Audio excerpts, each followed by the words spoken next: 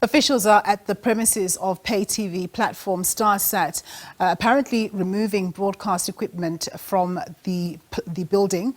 This is after the company failed to cease operations following a directive last month. The company was told to stop broadcasting after it failed to renew its individual subscription broadcasting license with ICASA, which expired in July last year. For more on this story, we cross now to SABC News Reporter Nosipho Radebe. A very good afternoon, Nosipho. Tell us what's happening where you are.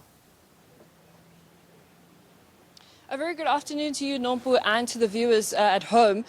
So we are here in Midrand on the premises of a pay TV platform, StarSAT. And behind me, what is happening, ICASA officials are here and they're conducting a search and seizure operation. So they're taking out broadcast equipment from within the building. And they were here a lot earlier. I understand that the ICASA team came onto the premises at around 9 o'clock this morning. They're still here taking out that equipment that the company uses to broadcast to their various viewers. And obviously, this latest development has come as a shock to employees here. The employees that are on the site were visibly, shaken, anxious, because it obviously puts a question mark over what happens to their futures here.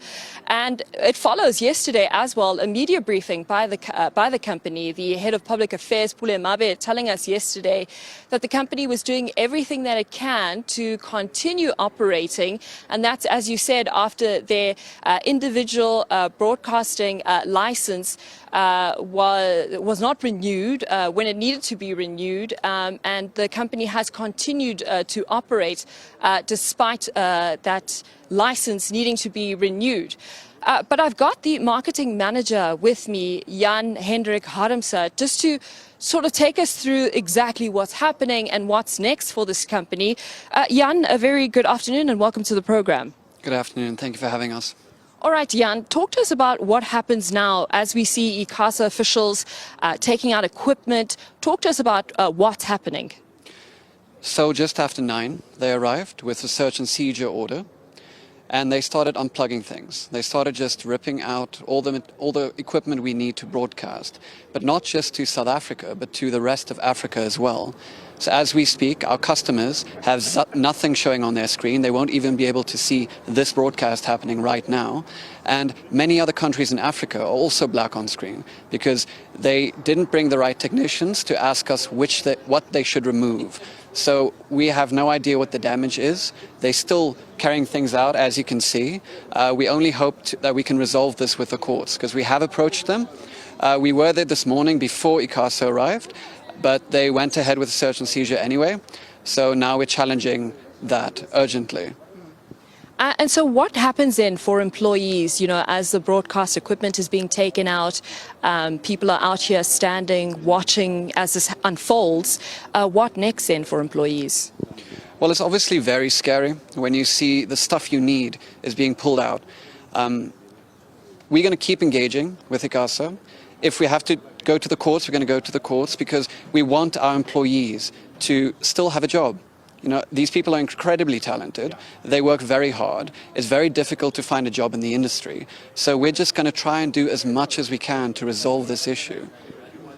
And then talk to us then about the renewal of the license. As you said, you obviously approaching the courts over the halting of the search and seizure to get your equipment back. Then that main court issue, or with regards to renewing that license, where does that stand? We heard that from the briefing yesterday that you guys were doing everything that you can do. But talk to us about what's next then. Well, since the beginning, even before we had to submit, we were in open conversation with ICASA trying to solve the problem because we did have a deadline to meet, but because of the COVID-19 pandemic, we couldn't get the right investors in. There were shareholder agreements that still had to be signed, and we kept communicating the issue to them, and we kept saying it will be late if you want all the paperwork on the same time. So we did submit late, but we submitted everything we needed to. So as far as are we allowed to run? According to the paperwork, at least, we checked all the boxes. We're allowed to run. It's just they don't want to hear us out. So we're hoping that they would reach out to us and speak to us about that. And yeah, we're just going to keep trying to talk to them, trying to solve the problem. We have approached the court. We are waiting for a court date. We'll see what happens today with the urgent interdict. And until then, we just have to wait and see, unfortunately, because even if that order comes through, we'll have to unpack all this stuff. We have to plug it back in. We have to do damage assessments because we're not sure. We had people pulling out cables without having the right equipment. So it's very scary for all of us. We just don't know yet.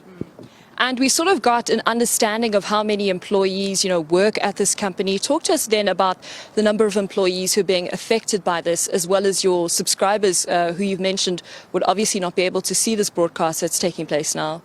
Well, in this building, right now, we have about 200 people, and they're from every single culture. People tend to think we're a Chinese company, but that's like 5% of our staff because we need to speak to Beijing. But most of us are South Africans. We're all multi-talented. The way this company works is they try to get people to increase their skills and improve stuff. So, yeah, it'll affect everyone. Everyone's very emotional. Everyone's very scared. They're sitting around now not knowing what to do. And it's not just this building.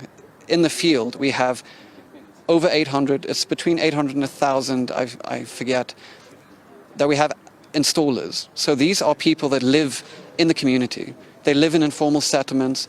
We go to them, we give them our stock for free so that they can install people. They take our subscription cost, they pocket that money. StarSAT carries that burden. We give them free training. And now there's going to be hundreds of breadwinners with nowhere to go. All right, thank you, Jan. As you heard there, Nompu, workers here obviously anxious about their futures, equipment here, court sort of applications that need to be handled there. But yeah, we'll continue to monitor the situation.